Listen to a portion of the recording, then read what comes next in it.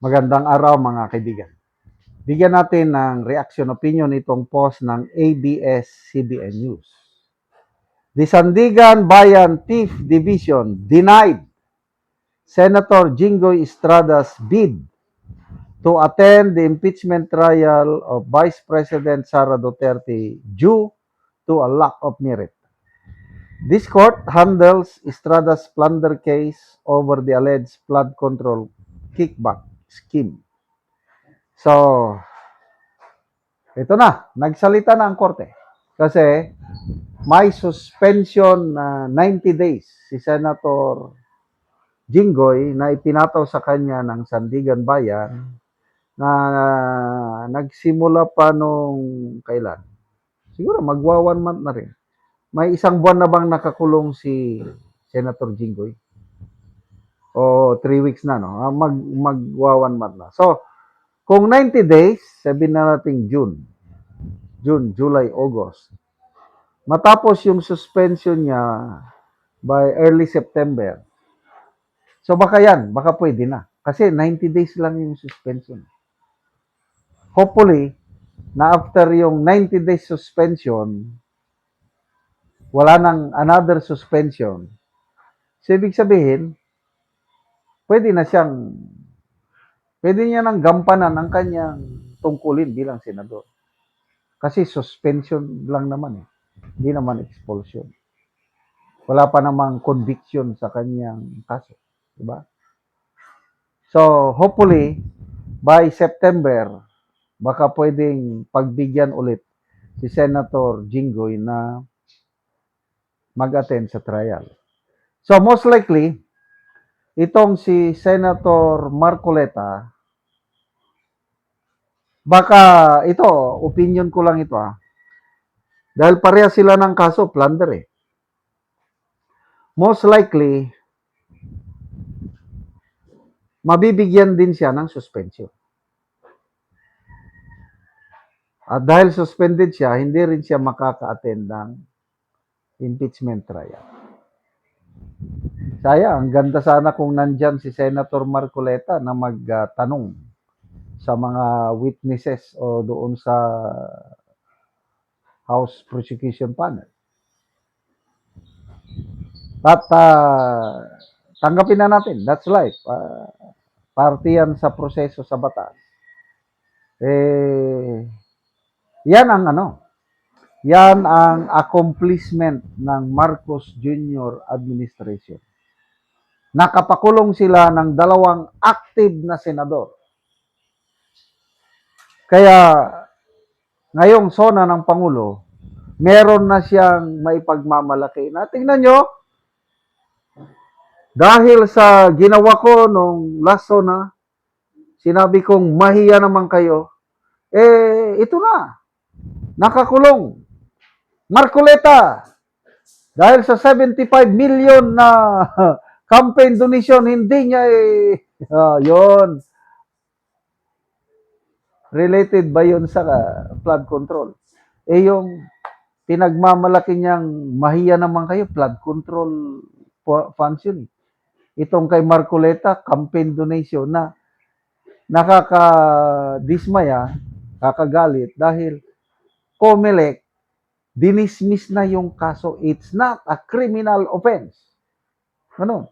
Yung hindi mo paglalantad ng yung campaign contribution, hindi na yan punishable sa batas. Tapos ito, pinakulong nila ang isang senador nang dahil sa masyadong makulit, masyadong maingay na nagpapaimbestiga sa flood control scandal. Ito ang main issue ngayon, yung flood control scandal. Yan ang magiging legacy ng administrasyong ito. Kahit ano pang sabi ng palasyo ang Pangulo na, I am the only president na nagpaimbestiga ng flood control scandals.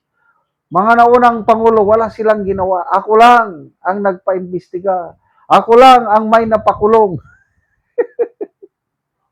O sige, pagbigyan natin. Kung yan ang tingin niya sa sarili niya, palakpakan nyo dyan. Kaya, nakakaawa dahil lumabas na yung second quarter survey ng Publicus Asia, lalong bumulusok ang negative rating niya. Tumaas. Tumaas ang rating, kailang negative. Yung dating negative 13 sa Pulse Asia, negative 15 sa SWS, naging negative 27 na sa Publicus Asia. Baka darating pa nun, magiging negative 50 na yan. Basta ito lang mga, kasi may mga rating niyang tumataas eh. Example, Tangerine. Tumataas ang rating niya sa RP Mission Development Foundation. Tumataas ang rating niya. Kailang ito, walang binatbat. Para sa akin opinion ko lang ito. Yang Tangerine, RP Mission Development Foundation, Okta Research, yung tatlo na yan, hindi ko pinapaniwalaan ang mga survey result. Kasi mataas na mataas ang rating ni PBBM dyan. Ang mga tunay para sa akin, credible na survey firms is SWS, Pulse Asia, Publicus Asia, at saka WR numero. So, good luck po, Senator Jinggoy. Konting tiis lang. Hindi panghabang buhay na nakakulong kayo dyan. Darating at darating ang panahon.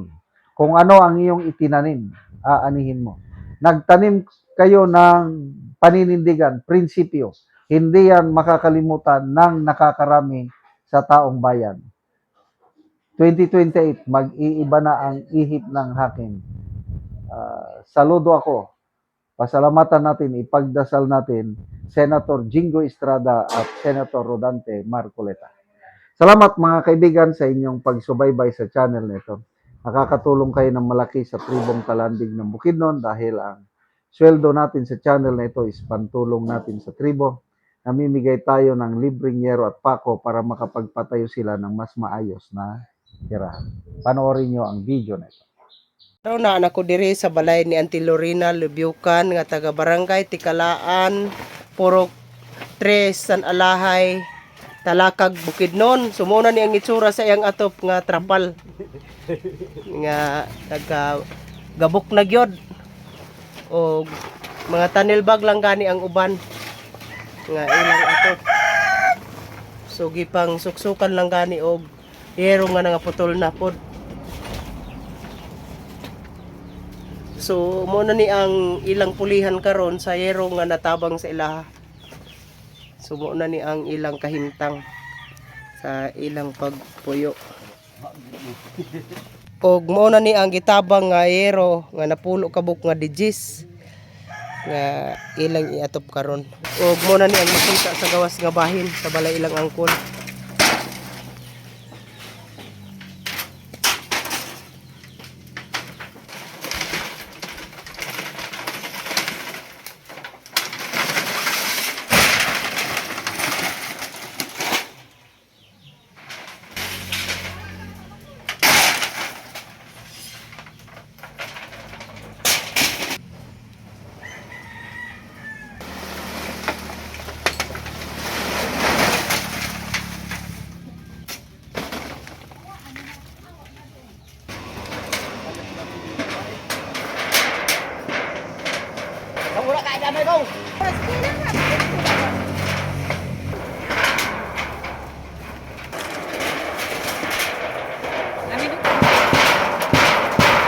O karon managid sa pag-atop ang ginatabang nga hero.